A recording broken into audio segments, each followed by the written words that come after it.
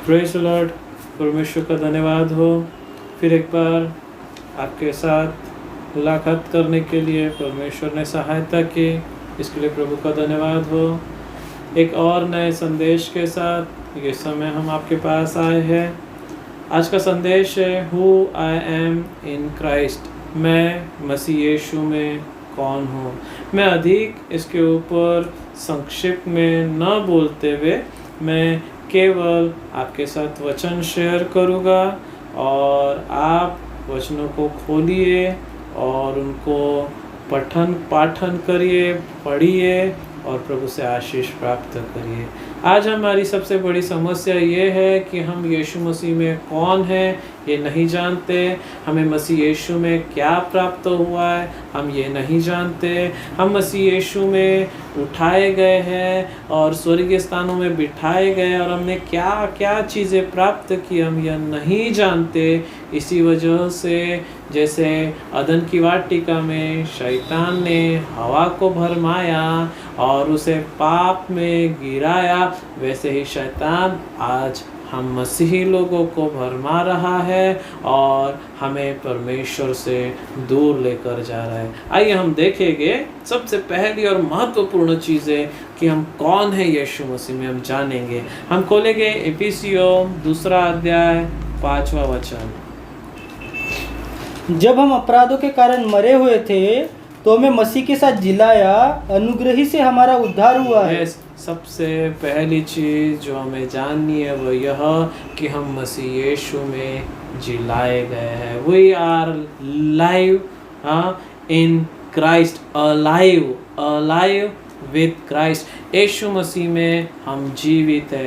ये किस हिस्से के बारे में बात कर रहा है? ये हमारे आत्मा के बारे में बात कर रहा है, जो पाप करने के कारण पहले मरी हुई थी, लेकिन यीशु मसीह पर विश्वास करने के द्वारा हम आत्मा में जिलाए गए हैं। रोमियो 8वां अध्याय 2 वचन।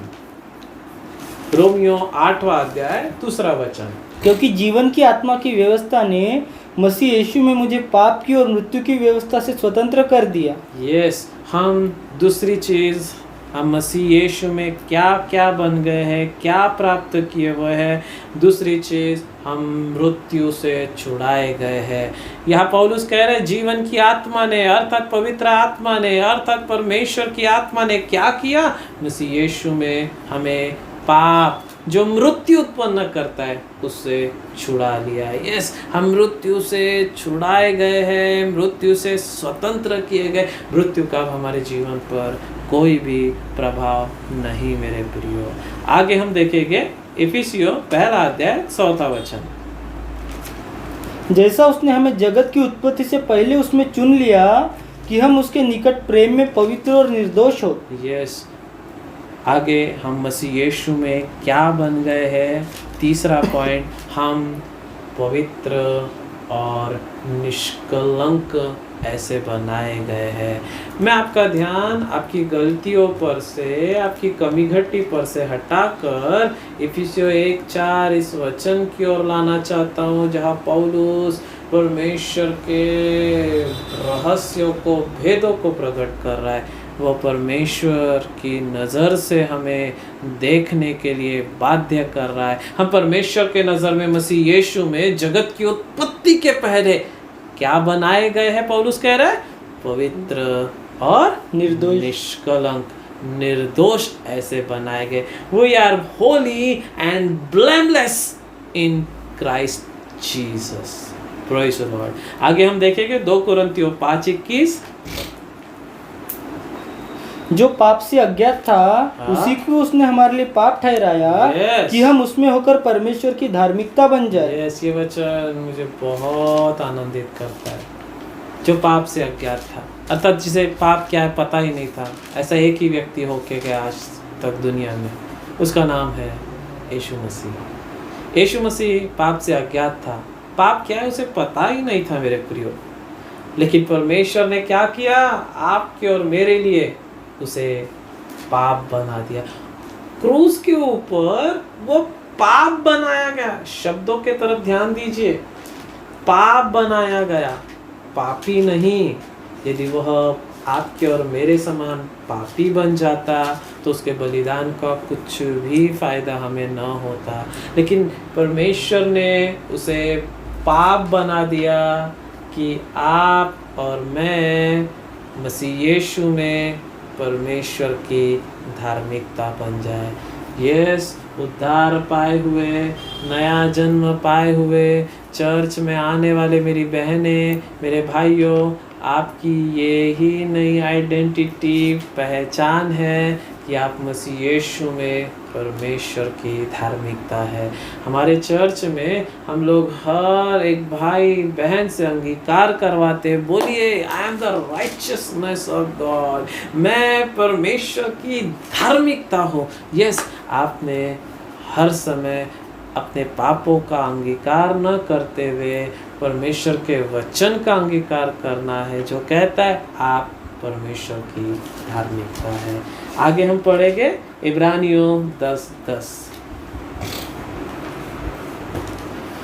उसी इच्छा से हम यीशु मसीह की देह के एक ही बार बलिदान चढ़ाए जाने के द्वारा पवित्र किए गए हैं। यस, 2 कोरिन्थियों 5:21 कह रहा है वी आर राइचियस।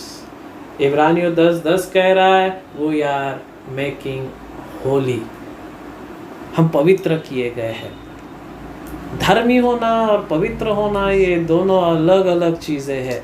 धर्मी होना means right stand before God, परमेश्वर के सम्मुख सही स्थान में खड़ा रहना, और पवित्र होना यानी परमेश्वर के नज़र में ब्लेमलेस, सिनलेस होना। ग्रीक भाषा में पवित्र के लिए जो वर्ड आया है उसका मतलब है, उसका मीनिंग है आप संसार से अलग किए गए हैं। यस, यह मात्र संभव हुआ है यीशु मसीह के देह के बलिदान चढ़ाए जाने के द्वारा।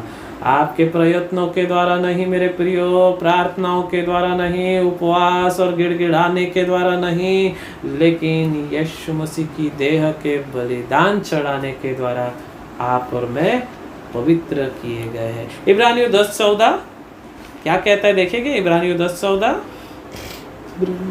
क्योंकि उसने एक ही चढ़ावे के द्वारा उन्हें जो पवित्र किए जाते हैं सर्वदा के लिए सिद्ध कर दिया है। यस, 10:10 कह रहा है वी आर होली। 10:14 कह रहा है उस एक ही बलिदान के द्वारा जो पवित्र किए गए हैं उनको उसने सिद्ध, परफेक्ट बना दिया है। यस, आपके शारीरिक जीवन, आपके मन, विचारों के बारे में जब देखेंगे कदापि आपको यह फील नहीं होगा कि मैं पवित्र, सिद्ध, धर्मी बनाया गया हूँ, लेकिन ये सारे वचन आपके आत्मा के बारे में, आपके आत्मिक जीवन के बारे में बात कर रहे हैं कि आपकी आत्मा में आप परमेश्वर के दृष्टि में धर्मी बनाए गए हैं, आप पवित्र किए गए हैं, आप सिद्ध बनाए गए हैं। यस, ये ही सच है मेरे प्रियो। हम देखेंगे रोमियो 8वां अध्याय 37वां वचन। रोमियो 8:37।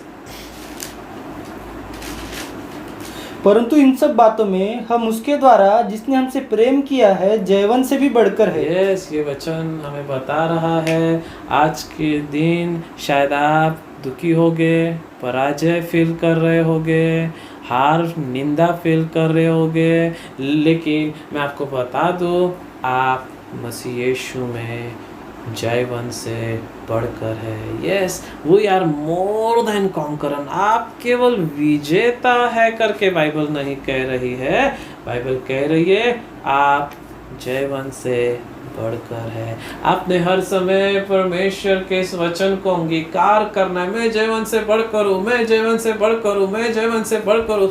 जब इस वचन को दिन में कई बार आप अंगीकार करेंगे आप स्ट्रेंथ फील करेंगे, विक्ट्री फील करेंगे, एक्सपीरियंस करेंगे। लड़ाइयाँ परमेश्वर ने लड़ ली और शत्रुओं को परास्त किया और उसने मुझे विजयी किया है। यूहन्ना 1:12 हम देखेंगे। यूहन्ना 1:12, हम मसीह यीशु में क्या बन गए, who I am in Christ. परंतु जितनों ने उसे ग्रहण किया उसने उन्हें परमेश्वर की संतान होने का अधिकार दिया, अर्थात उन्हें जो उसके नाम पर विश्वास रखते हैं। यस,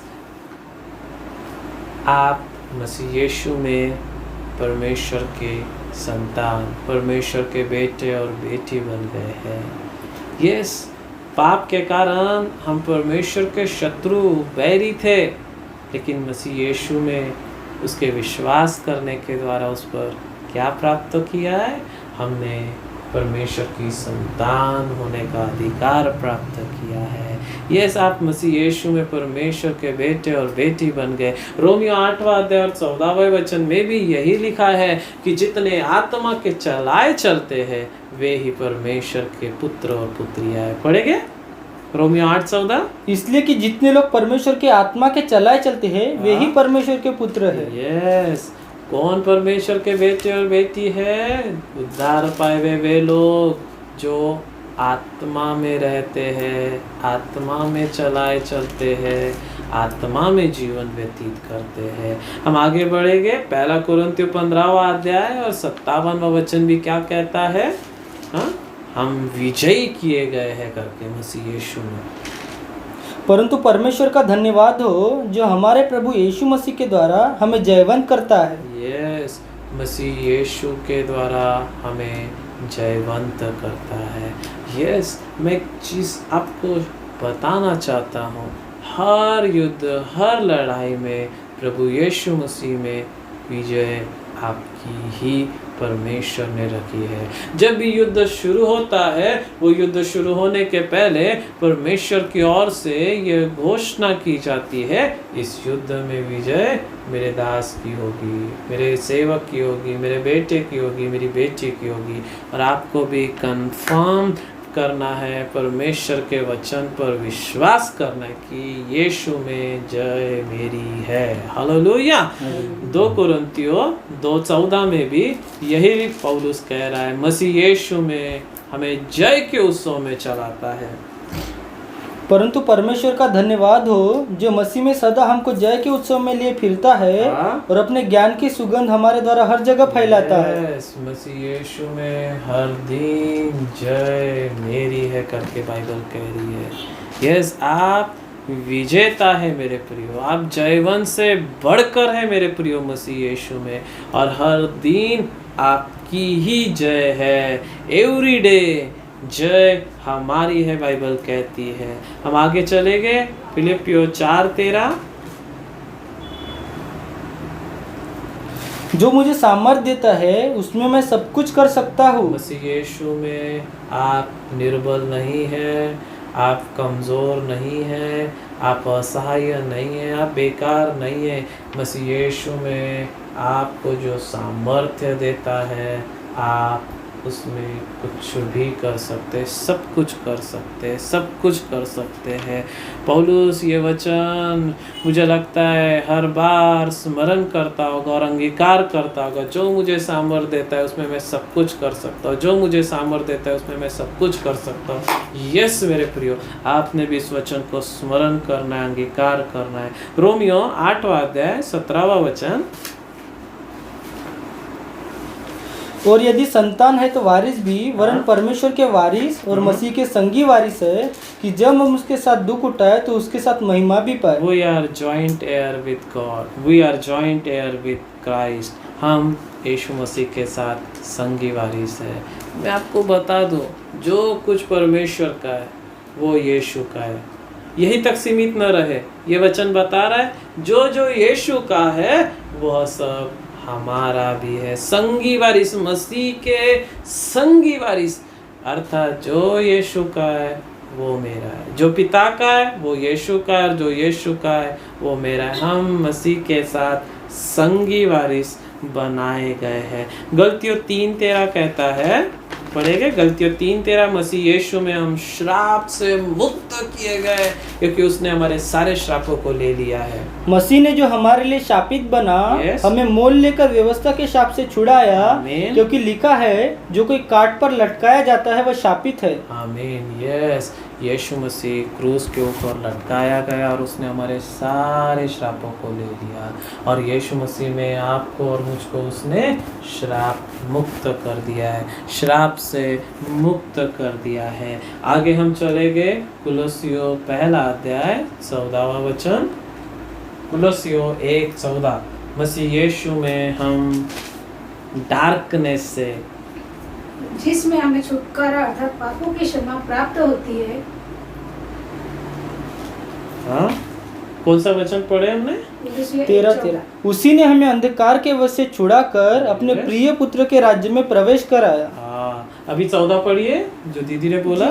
जिसने हमें छुटकारा अर्थात पापों की क्षमा प्राप्त होती है। आमीन। पहली चीज 13वां वचन, यीशु मसीह में आप और मैं अंधकार से बाहर निकाले गए हैं। यस, संसार अंधकार में होगा लेकिन मैं अंधकार में नहीं हूँ, कलीसिया अंधकार में नहीं है, आप अंधकार में नहीं है, हम अंधकार से बाहर निकाले गए हैं। लिखा है जैसा यशायाह 60वां अध्याय पहला वचन मुझे स्मरण आ रहा है ये समय। क्या लिखा है? यशायाह 60:1। हाँ, पढ़े। उठ प्रकाशमान हो। पढ़े।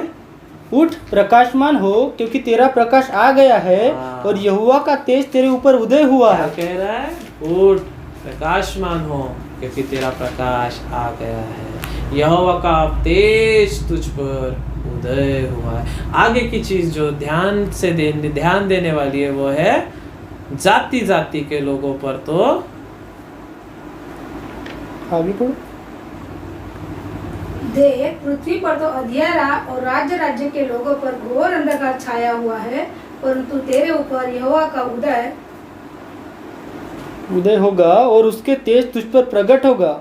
जाति जाति तेरे पास प्रकाश के लिए और राजा तेरे आरोहण के प्रताप की ओर आएंगे। यस, लिखा है देश देश के लोगों पर अंधियारा छाया रहेगा, जाति जाति के लोग अंधकार में होंगे, लेकिन तुझ पर यहोवा का तेज उदय होगा करके बाइबल कहती है। यस मेरे प्रियो, ये वचन हमें स्मरण दिला रहा है कि संसार अंधकार में होगा, देश अंधकार में होगा, जातियां अंधकार में होगी, लेकिन कलीसिया पर, विश्वासियों पर, परमेश्वर के लोगों पर यहोवा का तेज उदय होगा। यस, हम मसीह यीशु में अंधकार से छुड़ाए गए हैं और परमेश्वर का तेज हमारे ऊपर चमकता है मेरे प्रियो।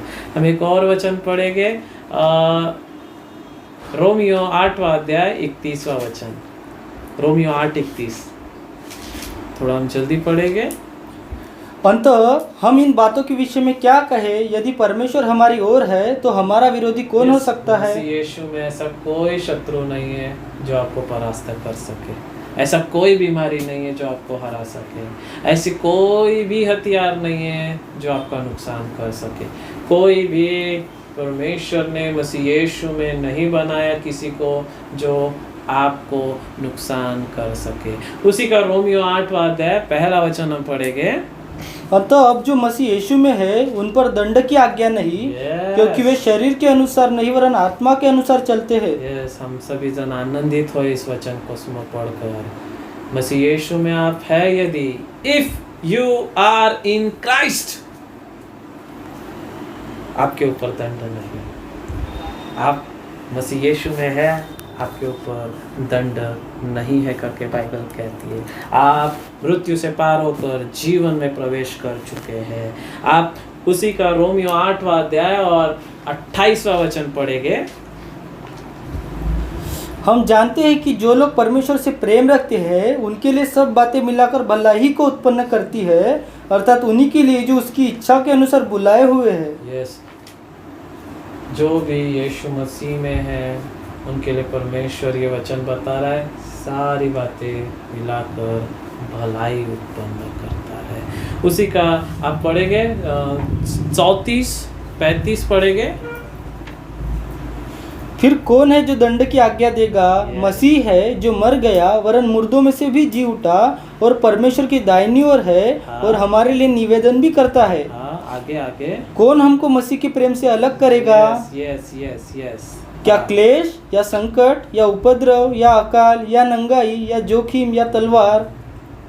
ये वचन हमें स्मरण दिला रहा है 35, मसीह यीशु में कोई भी आपको डिफीट नहीं कर सकता। क्लेश नहीं, अकाल नहीं, नंगाई नहीं, जोखिम नहीं, ये लॉकडाउन नहीं, कोरोना बीमारी नहीं, कोई गरीबी नहीं, कोई समस्या नहीं, कोई भी चीज़ हमें मसीह में हरा नहीं सकता, मसीह के प्रेम से अलग नहीं कर सकता। क्यों? क्योंकि 34 बता रहा है स्वर्ग में यीशु मसीह अभी भी जीवित है और पिता की दाहिनी ओर बैठे हैं और आपके और मेरे लिए निवेदन कर रहे हैं। एक वचन पढ़कर खत्म करेंगे। यूहन्ना 8वां अध्याय उसका यूहन्ना 3रा अध्याय उसका 16वां वचन। क्योंकि परमेश्वर ने जगत से ऐसा प्रेम रखा कि उसने अपना इकलौता पुत्र दे दिया, ताकि जो कोई उस पर विश्वास करे वह नाश न हो परंतु अनंत जीवन पाए। यस, ये वचन स्मरण दिलाता है कि परमेश्वर ने यीशु मसीह में आपसे प्रेम किया, अनंत प्रेम से प्रेम किया। आप कैसे भी होंगे, काले पीले हरे नीले कैसे भी होंगे, किसी भी जात किसी भी धर्म के होंगे, मैं आपको स्मरण दिलाऊं, आप परमेश्वर के द्वारा ग्रहण किए गए, प्रेम किए गए हैं। परमेश्वर मसीह यीशु में आपसे प्रेम करता है। Praise the Lord. प्रभु आपको आशीष दे।